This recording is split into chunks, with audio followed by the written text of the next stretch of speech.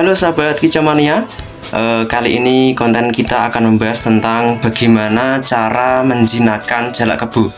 Tapi ini berbeda dengan konten-konten yang mungkin sudah tersebar di YouTube. Jadi kita akan berfokus bagaimana membangun kepercayaan jalak kebo terhadap tuannya.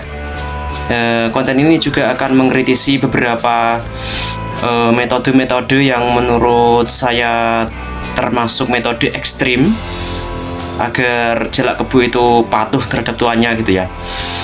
Dan konten kita kali ini saya riset dari beberapa sumber. Untuk kalian yang penasaran sumbernya apa saja, silahkan dilihat di deskripsi. Itu ada beberapa sumber yang sudah saya riset untuk konten kali ini. Oke, langsung saja, selamat menonton. Halo, selamat datang lagi di Deep Dive kita. Kali ini kita bakal ngupas tuntas soal jinakin burung jalak kebo. Ada laporan riset menarik nih yang Anda bawa ya. Katanya sih isinya cukup kritis ke metode-metode lama. Iya, betul. Laporan ini memang fokusnya mengkritisi beberapa cara yang ya bisa dibilang populer tapi sebenarnya kurang pas. Terus juga nawarin panduan yang lebih beretika. Oke, jadi misi kita hari ini nih, kita pengen bongkar ya, kenapa metode kayak terapi guyur atau terapi lapar itu kok dipertanyakan banget. Dan yang paling penting, alternatifnya apa sih yang benar-benar baik buat si burung? Ini penting nih buat Anda yang mungkin pelihara atau ya sekedar pengen tahu aja lah soal interaksi hewan yang benar. Sip. Nah, sebelum jauh, mungkin kenalan dikit ya sama jalak kebo ini. Nama kerennya Acridolterus javanicus. Oh, yang sering disebut kerak kebo atau jalak hitam itu kan? Betul, itu dia. Di Indonesia kan banyak banget ya. Burungnya ini pinter loh, bisa niru-niru suara. Terus, kenapa namanya jalak kebo? Ya karena seringnya nangkring di punggung kerbau nyariin kutu gitu. Ah, iya. Unik ya? Unik, tapi sayangnya nih, sekarang populasinya agak menurun karena sering diburu liar. Jadi, penting banget kita tahu cara interaksi yang benar sama mereka, termasuk pas mau jinakin. Oke deh, siap kita bedah langsung ya. Laporan ini kan nyorot dua metode yang, kedengerannya aja udah agak gimana gitu ya. Terapi guyur, itu yang disemprot air sampai basah kuyup? Iya, sampai menggigil kedinginan gitu katanya. Sama satu lagi terapi lapar. Sengaja dibikin kelaparan biar mau makan dari tangan kita. Waduh, ada klaimnya lagi katanya bisa jinak dalam 3 hari. Cepet banget ya kedengarannya. Ya harusnya lembut dan perlahan. Sabar gitu. Terus, gimana penjelasan ilmiahnya di laporan itu? Soal dampak fisiknya? Nah, ini menarik. Kalau terapi guyur, itu bukan cuma soal basah, tapi bisa ngerusak fungsi bulunya sebagai isolator panas alami. Akibatnya ya bisa kedinginan parah, hipotermia. Hipotermia? Serem juga ya. Banget. Menggigil itu bukan tanda dia capek atau nyerah, tapi itu sinyal bahaya. Tubuhnya lagi berjuang keras ngelawan dingin. Nah, kalau kondisi gitu, sistem imunnya pasti turun. Gampang banget kena infeksi, terutama pernapasan kayak pneumonia. Astaga. Oke. Terus kalau yang terapi lapar tadi gimana? Apa cuma sekedar lapar aja? Nggak sesimpel itu. Dampaknya langsung ke malnutrisi, kekurangan gizi, bisa lihat dari bulunya nanti jadi kusam, gampang rontok. Kalau parah, kurang protein, dia bisa mulai cabutin bulunya sendiri atau jadi lebih agresif. Wah, sampai segitunya ya? Iya, belum lagi efek ke pencernaannya. Itu bisa ganggu keseimbangan bakteri baik di usus, istilahnya mikrobioma ya.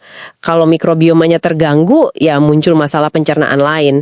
Jadi efeknya panjang. Ini bagian yang menurut saya paling wow gitu ya. Katanya burung yang jinak pakai cara ekstrim itu sebenarnya bukan jinak karena percaya sama kita. Bener banget, ini poin krusialnya.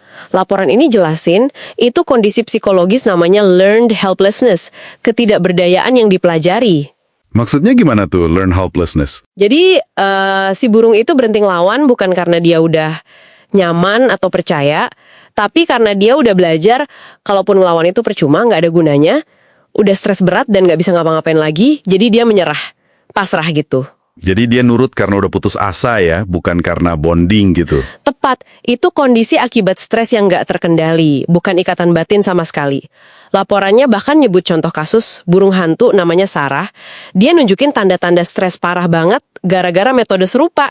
Jadi kepatuhan yang kita lihat itu, yaitu manifestasi trauma, beda jauh sama ikatan yang tulus. Ya ampun, jadi kayak dipaksa patuh karena patah hati ya, bukan karena sayang. Nah, kalau cara-cara maksa itu salah kaprah, terus gimana dong solusi dari laporan ini? Cara bangun ikatan yang benar itu gimana? Nah, laporannya menekankan pondasi utama, bangun kepercayaan. Kuncinya lewat interaksi positif yang konsisten.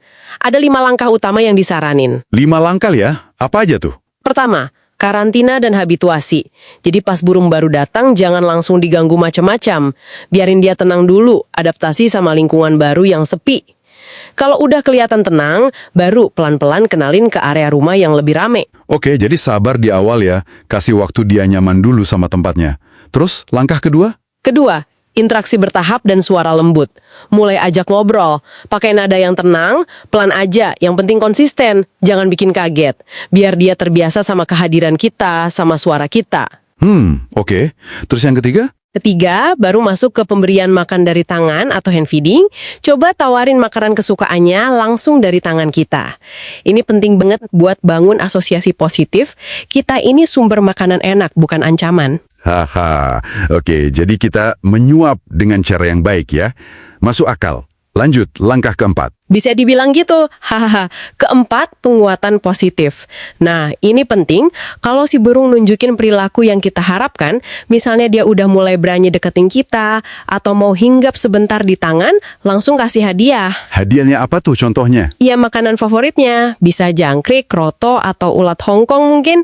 Ini tujuannya biar dia ngerti, oh kalau aku begini, aku dapat enak. Perilaku baiknya jadi diperkuat. Oke. Tinggal satu lagi berarti ya, yang kelima. Yang kelima, latihan dan perawatan rutin. Kalau dia udah kelihatan nyaman sama kita, boleh sesekali diajak keluar kandang. Tentunya di ruangan yang aman ya. Terus ya jaga kebersihan kandangnya, kasih makan yang benar nutrisinya. Soal makanan, ada pantangannya nggak? Ada, hindari alpukat, coklat, sama makanan yang terlalu asin. Itu bahaya buat burung. Fokus aja ke pakan utamanya kayak serangga, terus kasih tambahan buah-buahan segar, sama foyer yang kualitasnya bagus. Oke, jadi lengkap ya, 5 langkahnya. Nah, ini penting banget kan buat Anda para pendengar. Milih cara yang etis ini bukan sekedar soal benar atau salah, atau kasihan semata. Betul, ini lebih ke arah membangun hubungan yang sejati. Hasilnya nanti bukan burung yang nurut karena terpaksa atau takut, tapi burung yang sehat, baik fisik maupun mentalnya, yang benar-benar nyaman dan percaya sama kita. Ini kan investasi jangka panjang buat kebahagiaan kita dan si burung juga. Setuju banget. Dan kalau kita lihat gambaran besarnya ya, inti pesannya tuh jelas banget dari laporan ini. Metode ekstrim itu bahaya, cuma bikin kepatuhan semu lewat learned helplessness tadi. Nggak ada ikatan sejati di situ. Sementara pendekatan yang sabar. Nah, pendekatan yang sabar, yang pakai penguatan positif, itu yang benar-benar efektif dan hasilnya tahan lama. Lagi pula, kalau kita adopsi cara yang baik ini, secara nggak langsung kita juga ikut dukung konservasi loh. Oh iya, gimana tuh hubungannya? Gini, kalau kita bisa merawat burung hasil penangkaran dengan baik, dengan sabar, kan permintaan pasar untuk burung hasil tangkapan liar bisa berkurang. Kita tahu sendiri kan, burung tangkapan liar itu sering banget stres, sakit, bahkan mati karena ditangkap dan ditangani secara kasar. Jadi ini ada dampak positifnya juga ke alam liar. Wah, bener juga ya. Jadi kesimpulannya nih buat Anda semua, menjinakkan burung itu, atau mungkin ya, membangun hubungan apapun lah ya, itu intinya butuh kesabaran, butuh empati, sama kemauan buat ngerti. Bukan cari jalan pintas yang nyakitin atau maksa. Prosesnya mungkin lebih lama, tapi hasilnya pasti jauh lebih memuaskan dan berharga. Setuju sekali. Nah, sebagai penutup nih, ada sedikit bahan renungan buat Anda. Prinsip membangun kepercayaan lewat kesabaran dan interaksi positif ini dibandingkan dengan cara maksa, cara instan, atau jalan pintas, kira-kira nih, prinsip kesabaran versus pemaksaan ini relevan juga nggak ya di area lain dalam hidup Anda? Mungkin di hubungan kerja, keluarga, atau pertemanan. Sesuatu buat Anda pikirkan sendiri ya. Nah, itu jadi kesimpulannya, sahabat-sahabat.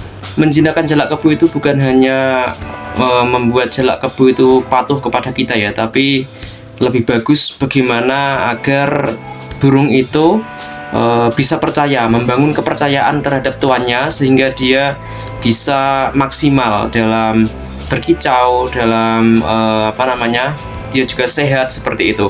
Bagi sahabat-sahabat yang punya pendapat berbeda, silahkan bisa komentar di kolom komentar, kita diskusi. Oke, sampai sini saja. Sampai jumpa di konten kita selanjutnya.